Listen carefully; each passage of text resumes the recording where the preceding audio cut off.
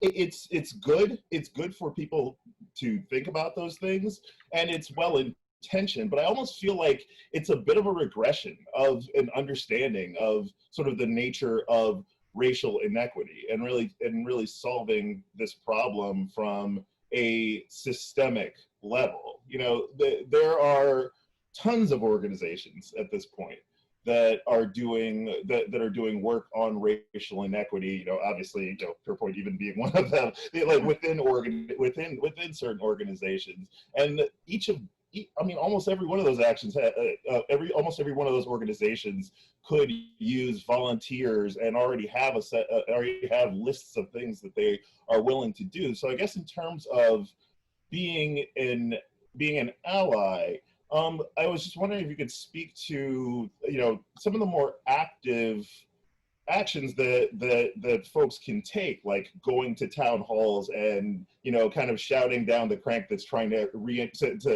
keep the schools segregated. You know, gathering people to do to take active stances in their community, as opposed to sort of this more therapeutic discussion. Newton, I think that that's great. And I think that there are the ways that we can be active in community, like all caps, the musical, exclamation point, which is like, you know, doing voter drives, getting people to vote, you know, noticing where, like one of the things that I think is important is like, what are the communities that you are in that you notice that are segregated? Yeah. And how are you actively engaged in those spaces to diversify those spaces, right? And that could be boards that you're on, or community groups that you're in, or social circles that you're in, or networks that you are in, right? That I think also becomes a powerful act. And I also think that there's something powerful about familial work, like the personal work and the work that you're doing within your own family. And I think that it is easy, you know, like, you know, my father is someone who watches MSNBC and reads Ta-Nehisi Coates, and racist, right? So I think that there's an opportunity to, even at the nuclear level, like also be in relationship to because that work is the work that then my nieces witness, who are 3 and 7, right? That they start seeing and understanding a different context that's not framed by my father, who's 73, you know, but there's a whole new world that's emerging in a micro way that is in the family units that I think also is similarly extremely important, and where we can do a lot of powerful work. But that takes doing the personal work yourself, right? So I think there are ways, for example, you know, I serve on 2 boards, right? So I serve on boards that are for a nonprofit called CALLE, which is a Cuban American Alliance for Leadership and Education, right? So I serve on that board, and at the first board meeting that I went to, we were told that he wanted to bring some new board members on. And I said, everyone on this board is white presenting or white passing. And if we are leading an organization that is about the Cuban American experience, then any other board members that we consider have to be Afro-diasporic. And frankly, there's an opportunity for me to say, what I'm also going to do is I'm going to decenter myself. I'm going to step off the board, and I'm going to make space for an Afro-diasporic member to be on the board, right? So those are actions. I did the same thing with a nonprofit that I'm on the board of, which is, we don't call it CrossFit anymore because of their stance, but I am someone who CrossFitted or cross-trained. And it's a board for LGBTQ, breaking down the barriers for LGBTQ athletes to advocate for their own health and well-being. So that's the nonprofit. And we didn't have any person on the board who was Black or Black identifying. And I said that if we're looking for a new board member, I think that in that space, we need more representation that actually looks like the people who we serve. And then our next board member was a Black lesbian identifying woman, right? So there are spaces where then we're also using the privilege that we have in the spaces that we're in to also advocate for and create more diversity, inclusion, and then also representation. I love those. I love those examples because I think it's getting to the point of what I actually think is missing here. Now that you've given me that, and I can think through it. Allyship asks something of you. It's about more than really just understanding, and in some cases, those things are going to have to be sacrifices. And I think, and I think that is, to some extent, the message that has to some extent been lost in this moment, that I think should be that should really be amplified.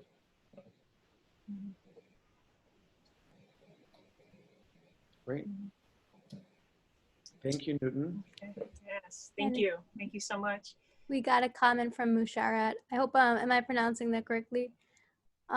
Agree with Newton, an anti-racism educator, author, and podcast host, explained it well in an Instagram post. The self-proclaimed title of ally isn't what's actually needed in this moment. We need your unrelenting commitment to ending the violence against us by doing the work to ensure we all can live freely in our humanity. She concluded, no titles needed. Wow. Very well said. Thank you, Musharat. And Roxanne says... Sorry, I didn't say that. That was Monique Melton, an anti-racism educator and author. But you quoted it, right? Yeah, so she what I love that is Musharat is also in that moment also acknowledging that that's not her voice, that's somebody else's voice, and that she is quoting this person. So, so thank you for bringing that there. And I do agree that I feel like what I experienced was the unrelenting commitment. I mean, that felt very clear to me in the way that I'm doing so and learning to do so and learning to do so better.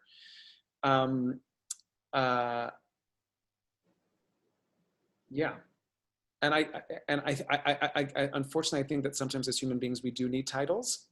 Do you know what I mean? I think people feel safe with a title, and I think that that's part of that. Like what Danny said, it's like we're committed. We're going to give $500. Do you know what I mean? It's like,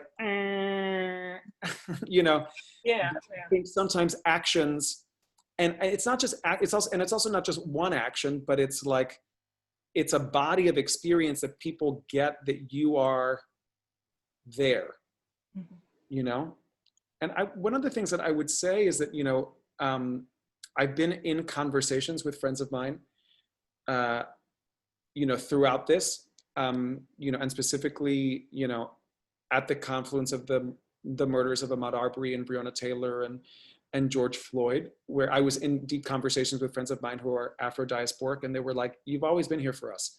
Was the running, like they got that I was somebody who was standing, that has always shown up in that space.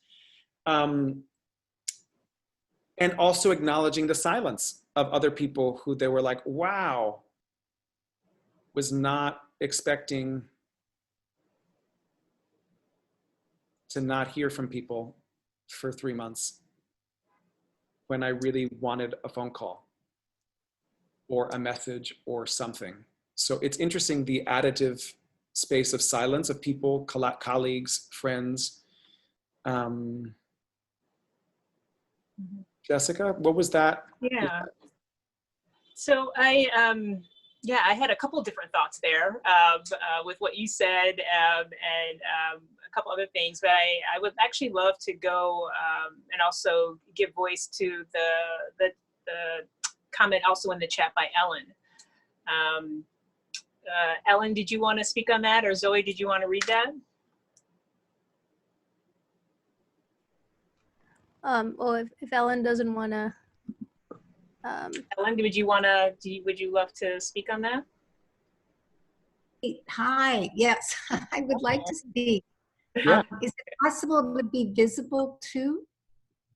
Yeah, would love to see you. Yes, definitely, particularly because you're speaking. I know there are bandwidth issues and with people also in different parts of the world. And I know here in New York, where Zoe and I are, we're about to get a torrential downpour. So if you hear thunder, it might mean that, or if you hear thunder, that's what it is. So. Anyway, thank you all. This is such a rich and deep and important conversation. I have been just observing in the lament and the grief and the outrage and all of the responses to this extraordinary ongoing reality that's we know is 400 years, but again the ripping of the false illusion of progress and what that's been like. And I do work in the leadership development space, and I'm very mindful of how much I wanted to credential myself, get my voice out there, show my allyship. I think the term virtue signaling made me cringe because I felt like I could have been one of those doing it myself. But I felt that the terminology of allyship it's very transactional. The language is transactional. It feels objectifying of my Black beloveds, colleagues, friends. It feels in another way, as Newton expressed, and I think you said, Eduardo, the white savior reality comes through for me around that. And Ellen, please turn on your video if you can. It would be beautiful to see you, if that's possible. Okay. I tried to turn it on. I could not turn it on. I can't turn it on. I don't know why, but anyway, all to say oh, here we go. Okay. Hi, everybody. Okay. Hi, but yes, you know, for me, I've searched for names. I like adjacent.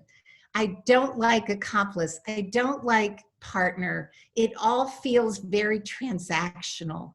And this is about truly the separation and standing with and for and the sacrifice and the reality that I know I live in a very privileged white fragility scene. However, I do know the sacrifices that must be made and am in the process, I hope and wish, of doing those.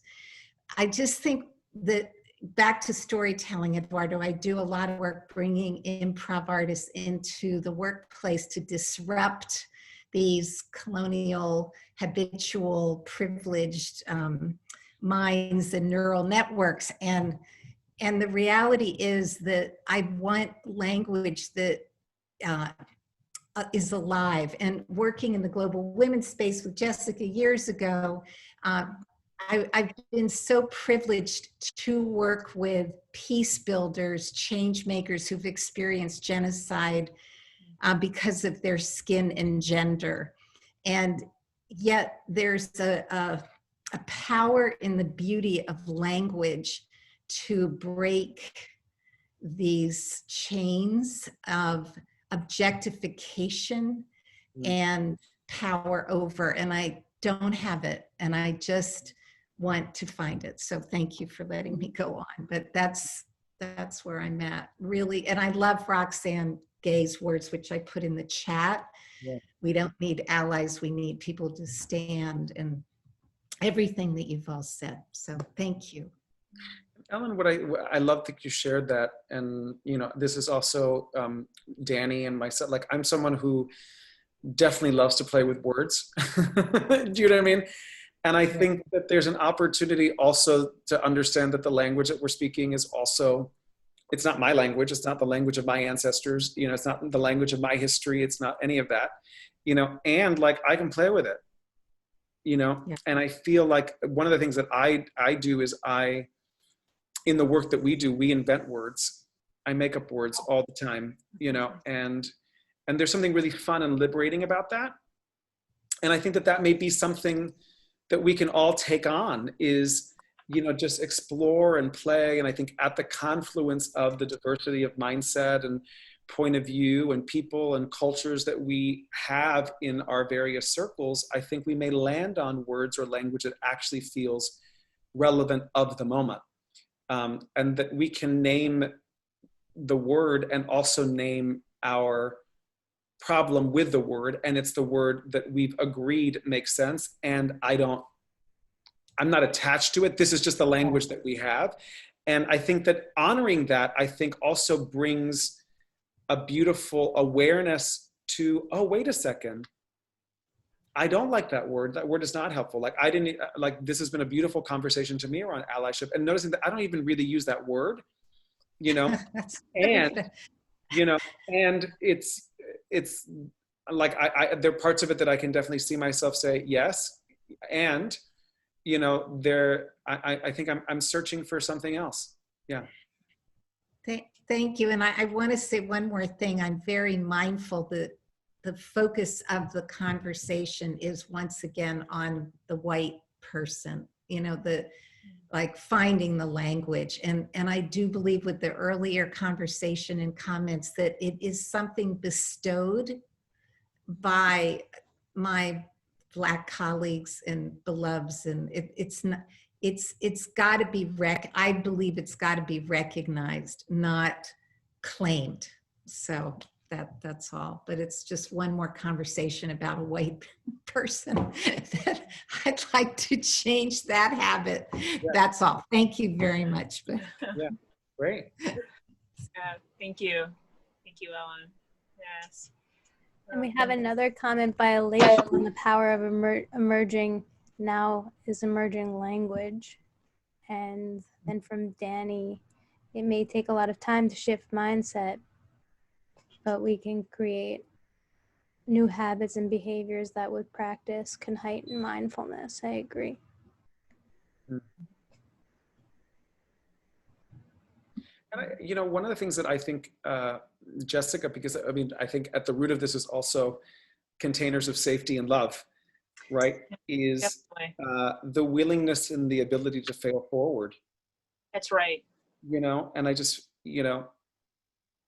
a part of it is recognizing and then also naming. It's interesting, like not in relationship to race, but in relationship to the LGBTQ community, I feel like there's so much that's uncovering in new language and the emergence of things that, as we exit the binary and expand on a plethora of self-descriptions, and that I feel in the queer community, we're like, what?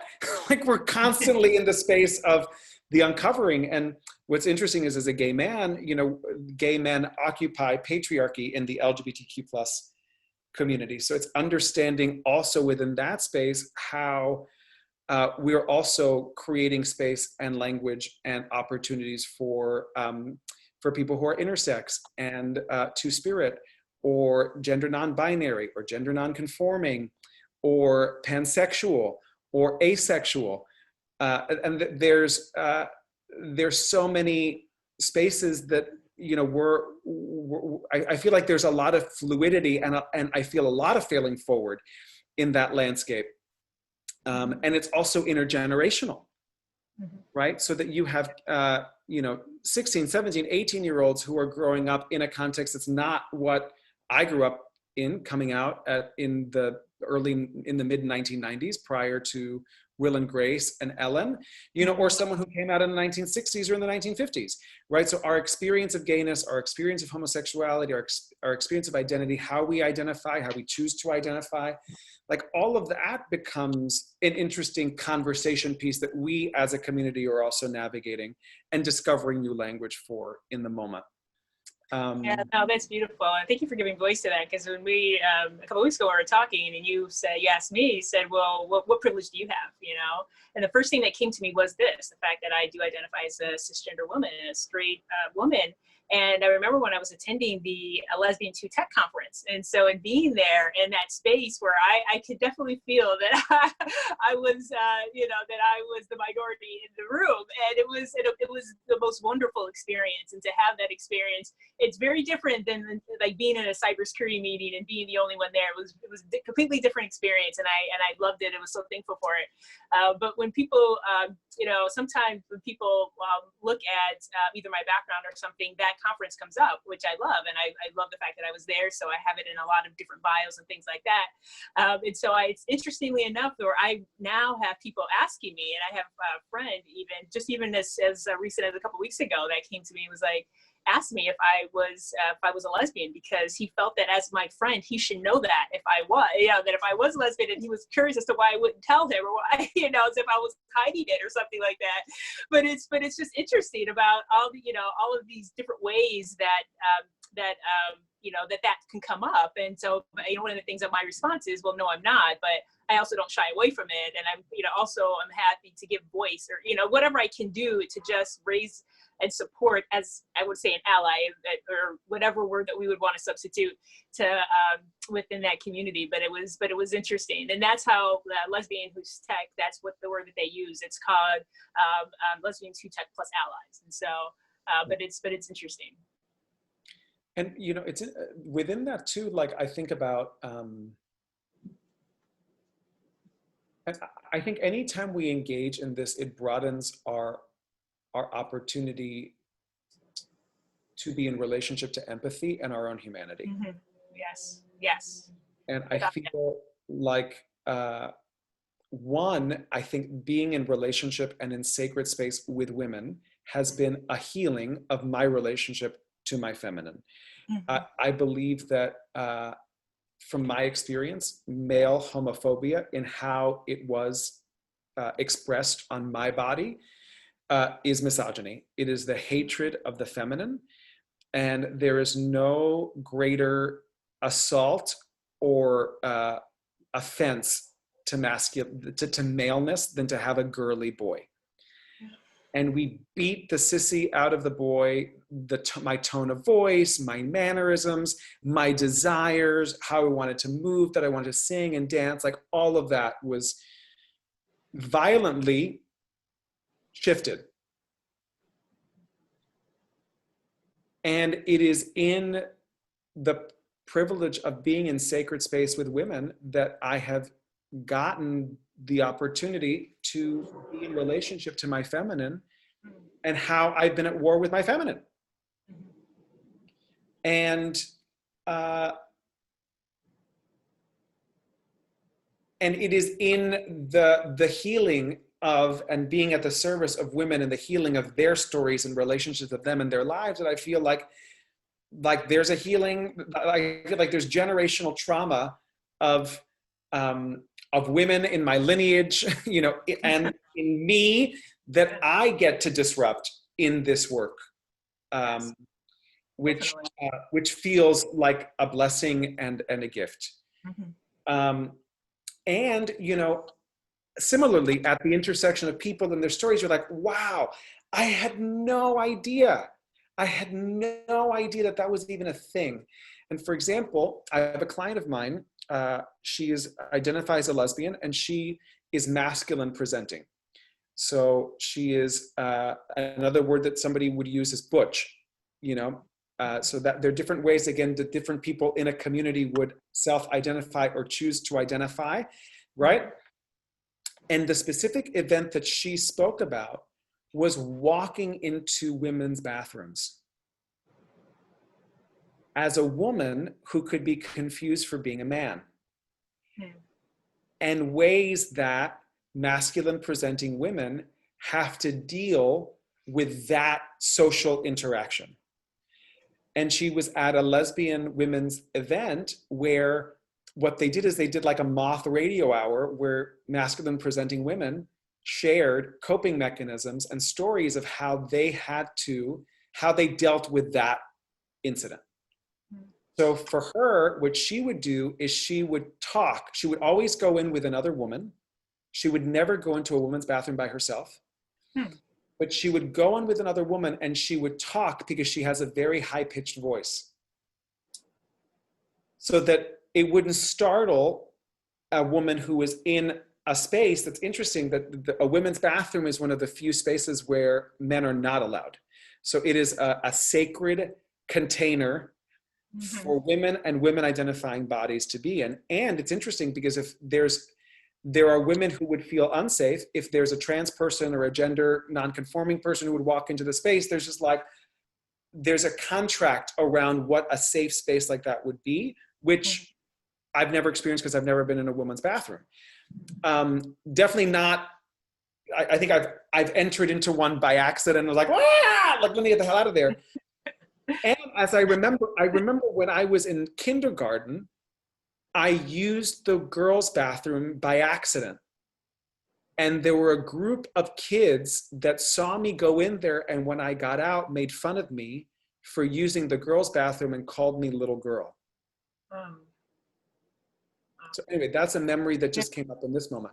Yeah. But again, another thing is that, you know, a woman would walk into another masculine presenting woman walk into a room and she would say, butch lesbian coming through, butch lesbian coming through, you know, to identify herself so that the other people wouldn't be scared or say, get the hell out of here, you know, with that moment. Yeah. So again, it is in the space of the containers of sharing stories, right? Which goes back to what Ellen said, that it's not necessarily in titles or in words, but it is in shared communal space of storytelling. I think you say shame dies in spaces where stories are shared, right? That we have the permission to be in relationship to each other and hear, that I think opens up our capacity to understand and listen and connect. And I think be in relationships like I had no idea. Yeah. And I think that instead of going into the guilt victim space about that and the apology space about it, is I think, okay, great. Now that I know that, how can I use this knowledge in service?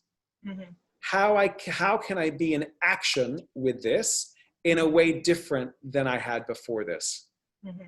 And I think that may be where it stops from being performative in a Facebook post and Instagram, and I donated $25, and I'm actually not shifting any of my behavior, but actually really in action as a result of this information that may be different. No, definitely. Yeah, you know, as you say though, that what she did in order to basically appease other people as she was going to the bathroom. I mean, I think that definitely just sits with me because, I mean, I also, in just conversations that I've had too with other Black women just over the past couple of weeks about part of what this experience has also been like for them, which is interesting because in many cases, really, as I talk to Black men or Black women, the conversation in many cases is, well, you know, it is what it is. You know, this, you know, like this is, you know, the normal for us. So what would you like to talk about? What's actually on the agenda today? So there actually has not been a lot of conversation, which I find fascinating, which is very different from the conversations with my white friends, where this is the conversation. But the couple of things that have come up is just this, and it was actually this on a panel call today. It was a call of all African-American CISOs in the United States, which was amazing. It was a 5-person panel, and it was pretty significant. And one of the women said that one of the things she's always has to keep in mind is the angry Black woman perception. And then the other Black woman on the panel echoed that. And I know that resonated with me, that even in this environment, we, you know, as many people could just be going about their daily life and sending emails or, you know, or making a statement about something. And what the emotional, I don't want to use the word baggage, but the extra emotional pieces that we are all carrying with us right now in this moment, that to have to also be thinking about in the workplace is how I'm communicating with someone, because I have to be sure that they don't think that I'm angry, when actually the way that they're communicating with me is exactly just how I would be communicating with them. But I have to add the smiley face, or I have to add the heart and you know, and text or some other form of communication, or I have to always like ensure that I'm smiling, because this person can perceive that if I say this statement without smiling, even though they're clearly not smiling to me, then I am the angry Black woman. And so when they said that on the panel today, it just really resonated with me. And so I just say that in resonation with what you just shared about that woman, about, still in this environment, doing what we can to make others feel comfortable. Yes. And, I did speaking training with TED residents. So they were residents for their TED fellowship. And as you know, what we do in our work with Fearless Communicators always begins with the body. So, we say we're grounded in body, present in mind, lead from the heart, and speak into the spirit of our shared humanity. And it is in doing the body work that we start connecting to our voice, not as a form of performance, but as understanding, wait a second, how am I sourced powerfully in my speaking from my body, right? Not from my throat, but from my body. And we were doing these exercises, and there were two Black men in the group who both reflected that they were conscious of being too loud. Like there was this awareness of what it felt like for listening to and hearing the full power of their voice, because they feel like they always have to keep a lid on the voice to not appear like too loud or take up too much space. And it was just an interesting, I think, again, it is in this work, in the uncovering, that you're like, wait a second, this is actually how I feel, or I've been taught to perform, to appease, or to achieve, because I can't be loud, or I can't be belligerent, or I can't be passionate, or, I have to perform something that is passable by white, male, cisgender, patriarchal leadership. And then I have to perform that, otherwise there's something off about me. And exactly, Danny, that's the same thing with women as well. Not taking a space, quieting a voice, absolutely. Yeah, definitely. Yes, and so to respond to Danny's point before, I said the word CISO. What that stands for is Chief Information Security Officer. And so there was a panel of Chief Information Security Officers today on a webinar that I was watching, and this is part of what they shared. And that's significant because the work that I do with some of my clients is I act as their outsourced Chief Information Security Officer. So that was why that was personally relevant for me. And then, and Bev, I love your comment. So yes, seeing that experience too, as a Black woman. So you call it making sure that you conduct yourself in an anti-stereotype manner. So yeah, do you want to get on? Yes, hello. Oh, so wonderful to see you. So good to see you. I'm just going to tell you right now, I'm going to email you because I so want to speak to you. I have all these things I want to talk to you about. So yes, do it. Yes. Yeah.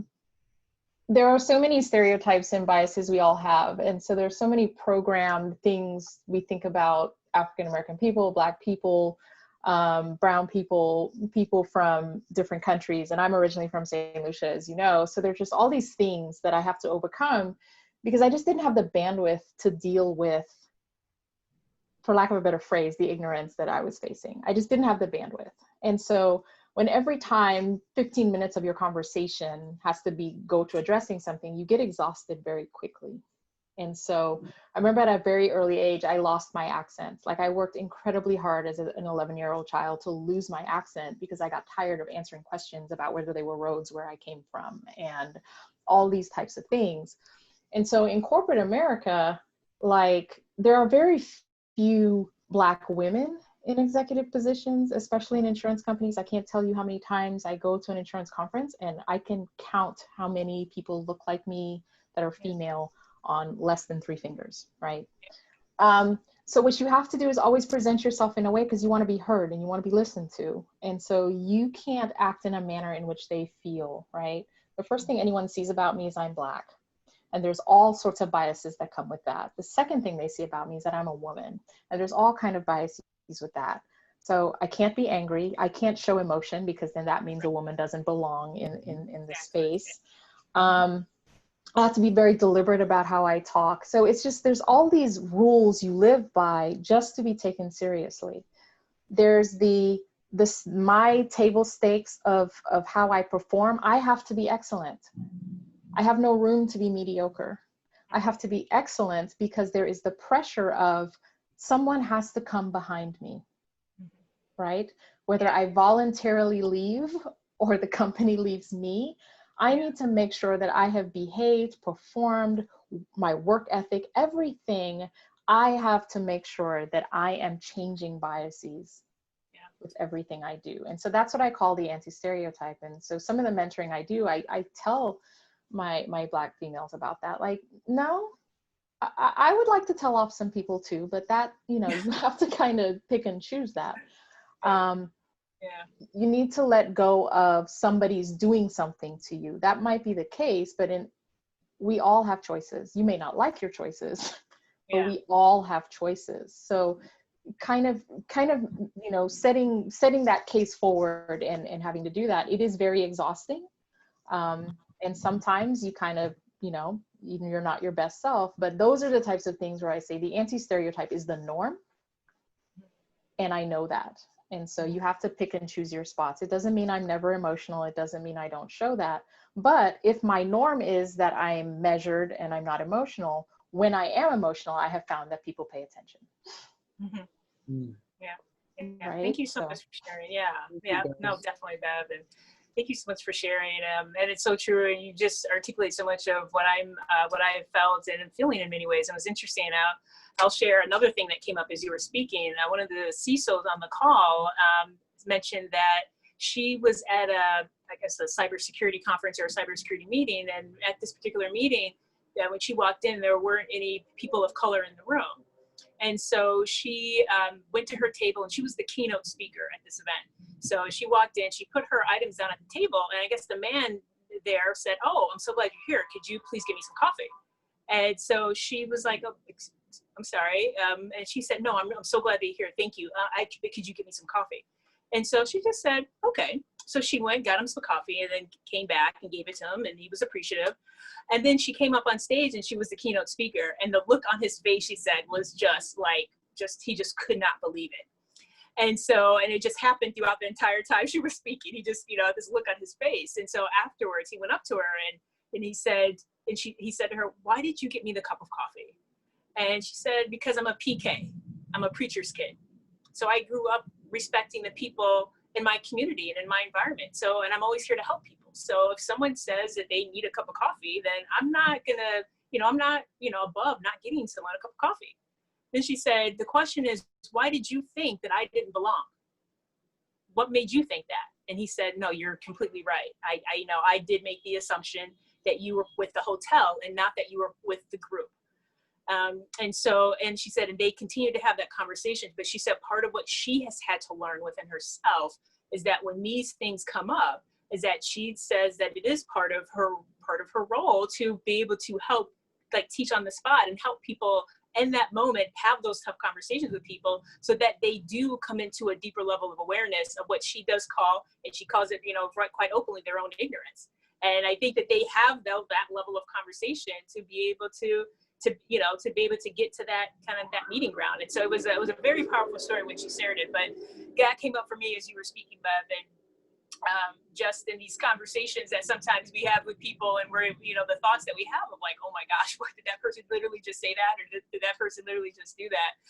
We don't, I could say that personally, I do not always take the time to help people come into awareness of their ignorance. I just, like, okay, and maybe back out or change the conversation or leave the conversation. So, but I really appreciate you bringing it up. So it can be very exhausting. So let's see, what other things do we have in the chat? Yeah, so classic, Ellen. Yes. Great, thank you, Alicia. Yes. We also have some great quotes from Musharat, one of them by James Baldwin. James Baldwin says that this can lead, actually you mentioned a few great quotes, so if you want to share them, Musharat, that'd be great. Okay. Great. So what was that? If you want to mention some of the quotes, because I know you'd mentioned several. Oh, it's just one of the things about James Baldwin.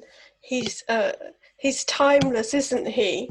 He says that to be a Black person and to be conscious is to be in a rage all the time because of all the continuous adjustments and changes you have to make to, as Bev put it, to be non-stereotypical, to be sometimes invisible, to be less, so that you can progress in your career or get on with everyday life. That is not progression, that is not equality. That is just keeping you in the status quo of really justifying your existence as a person. So yeah, so as you were speaking, that and as Beth was speaking, that's what I was thinking of, and sort of thinking about my own existence and how I've colluded with it to really just get on and move forward. But it's not a good space because that's what where the tiredness comes from, for constantly having to make sure you fit in with the dominant culture, which is white, which is the privilege base that we find ourselves in if you are a person of color or any other ethnicity. Yeah. No, thank you so much for sharing. And yeah, and I've spent a little bit of time in England. I studied there for a semester in Birmingham. I went to University of Central England, which was in Birmingham. I believe now it's called Birmingham University. And then I've traveled back there for work. And one of the things that I'm quite aware of, and just conversations that I've had with people that I'm there, is that the challenges that people of color have there is as it is. I think it's always. I think in many cases it's always very localized to the culture. But there, from what I've been told, it's very. It's just so subtle. It's very subtle, so very, not so much in your face as it can be here in the United States. So, we are coming upon 7 o'clock. So, and just mindful of just this incredibly wonderful conversation that we've had, and just so thankful for all of you that have given voice, and so incredibly thankful for Eduardo. I would just like to ask people, though, is there anything that anyone would like to say in order to feel complete? I feel like we've touched on so many different topics here, and I would just love for anyone to, if there's anything that you feel that's important to be said now before we close this conversation, or just want to say it and just ensure it's in the ether in this community around everyone. Yes. Thank you, Ellen. Thank you so much. Thank you for your voice. Yeah. Okay. Yes. Thank you. Yes. Thank you, Ellen. All right. So nothing left for anyone to say? Okay.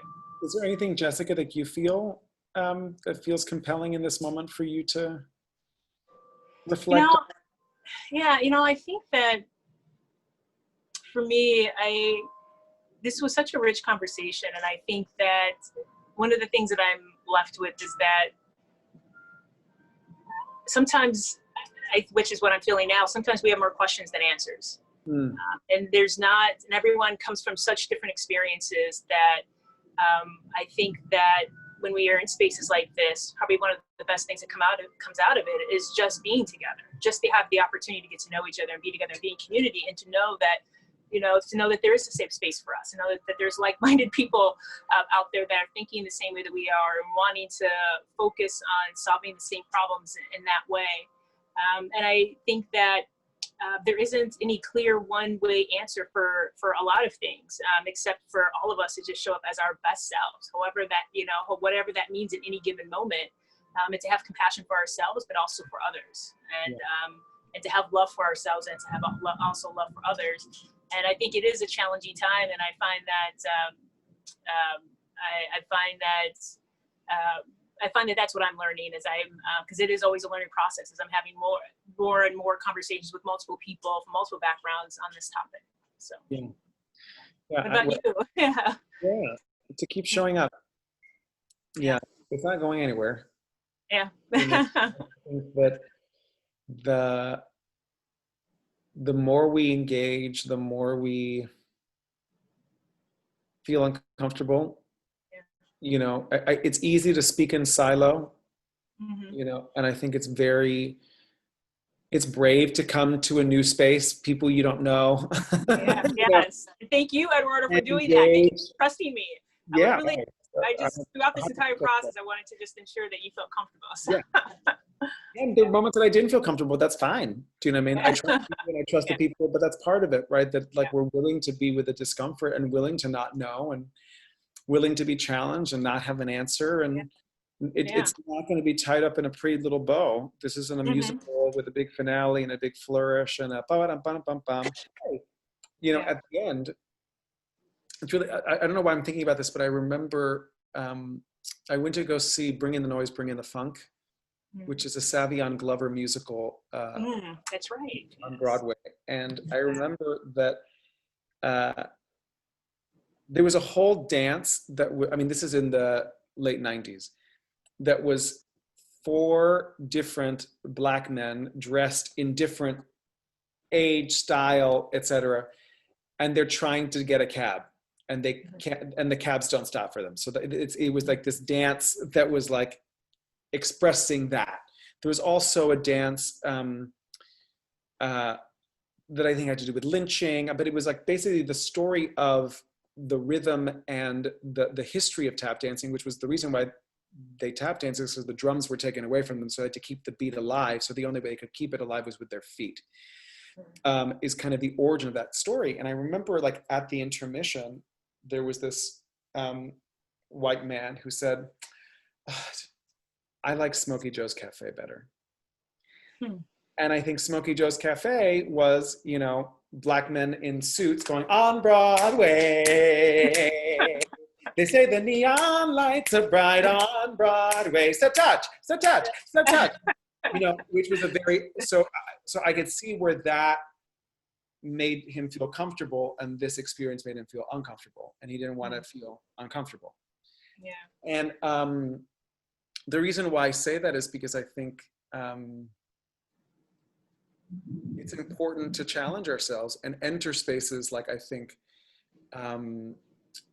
Danny mentioned, where you're the only one in the space and listening, or that there are conversations that you feel are happening above your head because it has nothing to do with your experience, that can open up empathy and understanding and perspective. And I think we're just all on a sliding scale of getting better at it. And I just think it just takes, it is a practice. It is an ever emerging practice. It is a deepening practice, and there's no destination. That's right. That's right. I agree 100%. Yes, the journey of self-improvement, the journey of self-love, the journey of awakening just continues. It's ongoing. There are always more levels to uncover. Always more work to do. Yeah, and that we can do so with grace. We can do so with generosity. We can do so with gratitude. You know, and that we can always acknowledge that we're like, there is no absence. I'm not sitting ex cathedra. And I think sometimes that's what happens is people, I'm going to sit on my PhD throne, or I'm going to sit because of my one experience, like I'm the holder of the whole experience. And I think that that's where it gets tricky, because it is at the confluence of all the stories and all narratives and all of it that the truth is. It's not through one lens. And I think that we can continue to be curious as we uncover and understand and get a greater glimpse of the whole experience, that I think we land on deeper and deeper understanding. Definitely, 100% agree. Oh, yes, please. We also have a great comment from Lucy. Thank you. Exactly, building community, learning something new every day, and trying to take all this to be able to help my daughter at 12 with her concerns and her questions. Great point about next gen. Yeah, beautiful. Thank you, Lucy. Thank you, Lucy. And so glad you're here. And yes, thank you all for your comments. And just looking back at some. To introduce myself. So my name is Eduardo, and I am a story doula and the founder of Fearless Communicators. And yeah, did that do it, Zoe? I don't know if I'm calling you out, but you asked me to reintroduce myself. So. Yes, I just thought a nice closing. Yeah. Despite the, despite the open-ended questions themselves. Yeah. It was really excellent. Great. Thank you. Yeah, And I'll so put my email in the thank you. chat, so if people feel like they want to reach out to me individually. they can. Yes, that would be great. Thank you, Eduardo. Yes. Yeah, please feel free to reach out to him with any questions. So, yeah. So, And we have an amazing conversation tomorrow with Jess Grippo, who's one of the women in our community who's leading a conversation about the revolution begins with your body or something like that. Yes, so looking forward to Moving that. through things. It's going to be really hot. That's going to be amazing. I love Jess. Yes, she's amazing. Body and movement and self-expression, and how we can awaken what there is for us to awaken within our bodies. So. Yeah, definitely. I'll be there. Looking forward to that. So, Wow. yeah, so wonderful. And thank you so much, Eduardo, for being with us, for being with our community tonight of consciously secure leaders and just incredible leaders in just multiple different industries, but truly leading in whatever work that they're in with their team and also their families. And and this is real, and these are conversations that they're having. And so glad that you can come and share your experience with us. So just deep, deep, deep gratitude to you. So yes, thank you, Lucy. Yes. Okay. So, hey, with that, yes, we will go ahead and end it. So, yes, we can go ahead and elevate, sparkulation, snap, elevate, sparkulate. Yeah. Thank you all for being on this call. And thank you all. Thank you. Thank This was you. great. Thank you all.